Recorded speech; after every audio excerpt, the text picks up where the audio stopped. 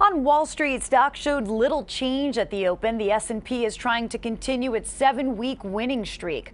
Microsoft is trying to lure people away from Gmail and Yahoo. The company has launched a $30 million TV and digital advertising campaign for its email service, Outlook.com.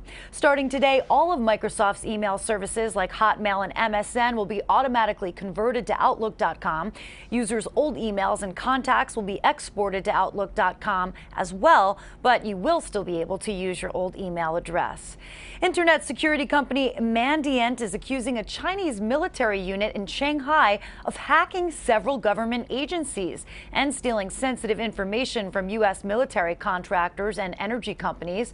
China's foreign ministry calls the report groundless, and the defense ministry denies cyber spying. Burger King had a bad Twitter day on Monday. Hackers broke into the company's account, posting a tweet that said Burger King had just been sold to McDonald's. The hackers, who have not been identified, even put up a logo of the Golden Arches. The account was suspended for a few hours. That's your Money Watch. For more, stay with CBSMoneyWatch.com. In New York, I'm Erica Ferrari.